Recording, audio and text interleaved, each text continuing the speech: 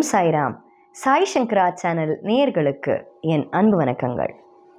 போன எபிசோட்ல ஜோதீந்திரா தர்கத் அப்படின்ற அந்த பக்தரை பாபா ஏதோ ஒரு காரணத்திற்காக தனியாக அழைக்கிறார் அப்படின்றதோட நான் முடிச்சிருந்தேன்.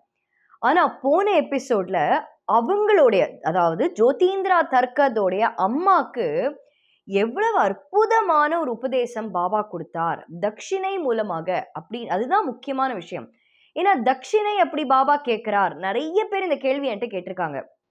பாபாக்கு ஆசையே இல்லை அப்படின்னு சொல்றீங்களே, பாபா மகான்னு சொல்றீங்களே, பாபா தெய்வம்னு சொல்றீங்களே, ஆனா அப்ப எதுக்காக தட்சிணை கேட்கணும்? மக்கள் கிட்ட வர பக்தர்களை ஆசீர்வாதம் பண்ணி அனுப்பலாமே, எதற்காக தட்சிணை அப்படின்னா, அந்த மகான் அந்த தட்சிணையை வாங்கி தனக்குன்னு போய் ஒரு ட்ரெஸ் வாங்குறதோ இல்ல தனக்குன்னு ஒரு சாப்பாடு வாங்குறதோ, அந்த மகான் எதுவுமே அப்படி பண்ணதில்லை. அவர் மட்டும் இல்லைங்க, எந்த மகான்களும் இந்த மாதிரி ஒரு செயலை பண்ணதே கிடையாது. அது நம்ம மனசார அதை நம்பணும், அதை ஏத்துக்கணும்.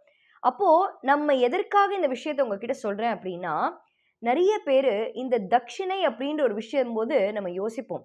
இப்போ ஷிரடிக்கே போறீங்க, இல்ல ஒரு கோவிலுக்கு போறீங்க, அந்த உண்டியல்ல நம்ம காணிக்கையாக செலுத்தணுமா, எதற்காக நம்ம பண்ணணும் அப்படின்னா, கடவுள் நம்மளுக்கு நிறைய அள்ளி அள்ளி கொடுப்பார். நம்மனால முடிஞ்சதை கடவுளுக்கு பண்ணினா கடவுள் அதற்கு மேல 100 மடங்கு நம்மளுக்கு திரும்ப தருவார் அப்படின்றத நீங்க மனசுல வச்சு நீங்க பண்ணணும். இதுதான் நமக்கு முக்கியமான விஷயம். அது மட்டும் இல்லாம பல பக்தர்கள் கிட்ட பாபா 2 ரூபாய் கேட்டிருக்கார்.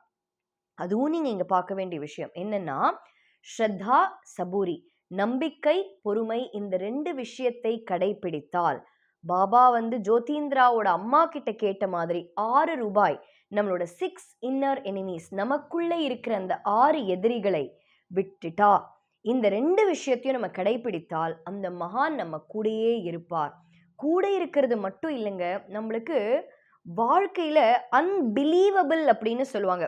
அப்பா என்ன அற்புதமா இருக்குங்க, நம்பவே முடியலையே அப்படின்னு நம்ம சொல்லுவோம் இல்லையா, அந்த மாதிரி லீலைகளையும் பாபா பண்ணுவார் அப்படின்றதுதான் ஜோதீந்திராவோட அம்மா கிட்டே நம்ம தெரிஞ்சுக்க வேண்டிய விஷயம். பொதுவாகவே மாதா செஞ்ச பாவமும் புண்ணியமும் மக்களுக்கே அப்படின்னு சொல்லுவாங்க. அதாவது ஒரு அம்மா என்ன அளவுக்கு புண்ணியம் பண்றாங்களோ அது குழந்தைகளை போய் சேரும், நம்ம வம்சம் முழுக்க அது போய் சேரும் இல்லையா. ஜோதீந்திராவோட அம்மா பாபா கூட இருந்து பாபாக்கு அந்த நிவேதனம் கொடுத்து, பாபாக்கு அந்த வர நிவேதத்திலேருந்து அந்த பிரசாதத்தை சாப்பிட்டாதான் சந்தோஷப்படுவாங்களாம். பாபா மேல அவ்வளவு அளவு கடந்த ஒரு பக்தி.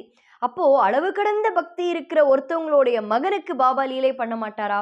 அப்போ இந்த ஜோதீந்திரா தர்கதை என்ன பண்றாரு பாபா, ஜோதீந்திரா நான் பக்கத்துல ஒரு இடத்துக்கு போறேன், நீ என் கூட வரியா அப்படின்னு கேட்கிறார்.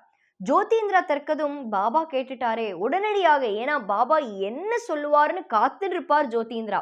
அப்போ பாபா சொன்னனே, பாபா நான் உங்க கூட வரேனே அப்படின்னு சொன்னோன்னே பாபா அந்த துவாரகா மாயிலேருந்து கிளம்புறார். ஜோதீந்திராவும் பாபாவும் சேர்ந்து கிளம்புறாங்க. அப்போ ஜோதீந்திரா தர்கத் கிட்ட பாபா சொல்றார், ஜோதீந்திரா உன்னை கூட்டிட்டு போறேன்ல, ரொம்ப ஒரு எளிமையான விஷயத்தை தான் நான் இப்ப சொல்ல போறேன், ஒரு சிம்பிள் டாஸ்க், ரொம்ப சுலபமா நீ அதை பண்ணிடலாம்.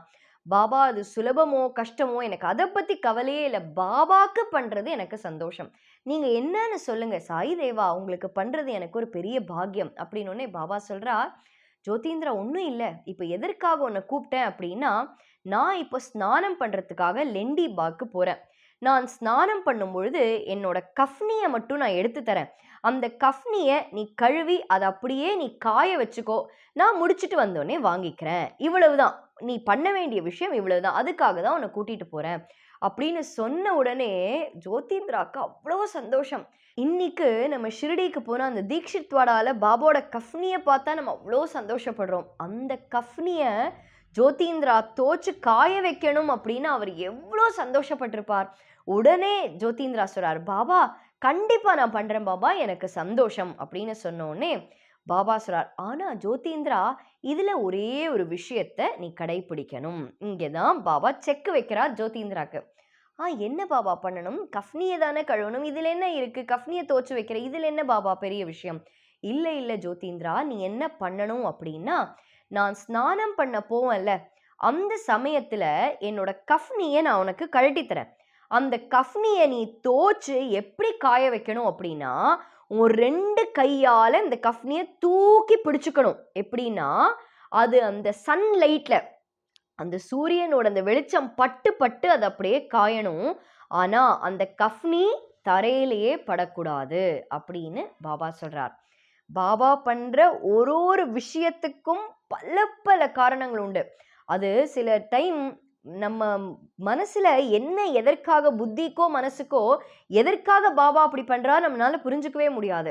அப்ப ஜோதிந்திரா சொல்றார், சரி பாபா அப்படின்னு சொன்னோடனே பாபா சொல்றார், ஜோதிந்திரா நான் சொல்றத நீ மறக்காத, உன்னோட 2 கைய தூக்கி நீ பிடிச்சுக்கணும், அந்த கஃப்னியை நீ பிடிச்சுக்கணும், அந்த தண்ணி சொட்ட சொட்ட அந்த வெளிச்சத்துல அப்படியே அது காயணும். நல்லா ஞாபகம் வச்சுக்கோ ஜோதிந்திரா, தப்பித்தவரை கூட என்னோட கஃப்னி கீழே தரையில படக்கூடாது அப்படின்னு ஜோதிந்திரா தர்க்க சொல்றார். பாபா கண்டிப்பா பாபா, உங்களோட கஃப்னி தரையில படாது, நான் அதை பத்திரமா பிடிச்சுக்கிறேன், அந்த சீக்கிரம் நீங்க வரத்துக்குள்ளேயே எனக்கு அந்த கஃப்னி காயணும்னு பாபா சொல்றார். அதனால ஜோதிந்திரா சொல்றார், நீங்க வரத்துக்குள்ள நிச்சயமாக உங்க கஃப்னி காயற அளவுக்கு நான் பண்ணிடுறேன் அப்படின்னு சொல்லி அந்த லெண்டி பாக்ல ஒரு சின்ன ஒரு ரெக்டாங்கிள் ஷேப்ல ஒரு பாக்ஸ் மாதிரிங்க, ஒரு டின் ஷீட் இருக்குல்ல, அந்த டின் ஷீட்டால பண்ண ஒரு சின்ன இடத்துக்குள்ள பாபா குளிக்க போறார். அந்த ஸ்நானம் பண்ண போன உடனே ஜோதிந்திரா அந்த இடத்துல காத்துட்டே இருக்கார். ஒரு 5 நிமிஷம் ஆச்சு, 10 நிமிஷம் ஆச்சு, 15 நிமிடங்கள் ஆச்சு. என்னடா பாபா இன்னும் வரல? ஏன்னா என்ன சொன்னார் பாபா, நான் குளிக்க போகும் பொழுது என்னோட கஃப்னியை கொடுக்குறேன், ஏன்னா அப்பதானே அவர் காய வைக்க முடியும், அது தோச்சு காயணும் இல்லையா, அதுக்கு நேரம் எடுக்கும். பாபா அதுவும் சொல்லிட்டு போறார், நான் குளிச்சுட்டு ஸ்நானம் பண்ணிட்டு வரத்துக்கு ரொம்ப நேரம் ஆகும், அதனால அதுக்குள்ள நிச்சயமாக காஞ்சிரும் அப்படின்னு பாபா சொல்றார். அது காயறதுக்கான நேரம் நம்ம கொடுக்கணும் இல்லையா. அப்போ ஜோதிந்திரா தர்கத் வெளியிலேருந்து பாபா பாபா உங்களோட கஃப்னி, பாபா உங்களோட கஃப்னி அப்படின்னு குரல் கொடுத்துட்டே இருக்கார். ஆனா உள்ள இருந்து பாபா எந்த குரலும் கொடுக்கவே இல்லை. ஜோதிந்திரா தர்கதோட மனசுல 1000 கேள்விகள். பாபா ஸ்நானம் பண்ண போறேன்னு சொன்னாரே, ஸ்நானம் பண்ண போன உடனே அந்த கஃப்னியை கொடுத்துடுறேன்னு சொன்னாரே, பாபா கிட்ட இருந்து சத்தமே இல்லையே, பாபாக்கு ஏதாவது ஆச்சா, ஒண்ணுமே அவருக்கு புரியல. ஜோதிந்திரா தர்கத் குழப்பத்துல இருக்கார். அந்த வழியில நிறைய பேர் போயிட்டு போயிட்டு வராங்க, அந்த லெண்டிபாக் வழியா அந்த இடத்துக்கிட்ட போயிட்டு வராங்க.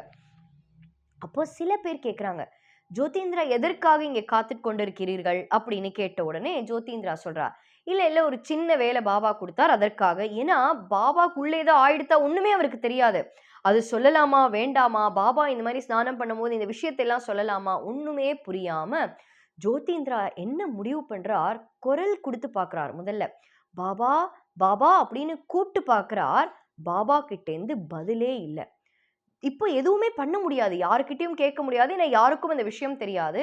அப்ப அவர் என்ன பண்றார், மெதுவா வேற வழியே இல்லாம மனசை கல்லாக்கி பாபா என்ன பண்றாருன்னு நம்ம எட்டி பார்க்கலாம் அப்படின்னு பார்க்கிறார். வேற வழி இல்லை, பாபாக்கு ஏதோ ஆயிடுத்தான்னு தெரியாது, பாபா என் கஃப்னி கொடுக்கல அப்படின்னு தெரியாது, என்ன பாபா லீலை ஏதா பண்றா ஒண்ணுமே தெரியாது.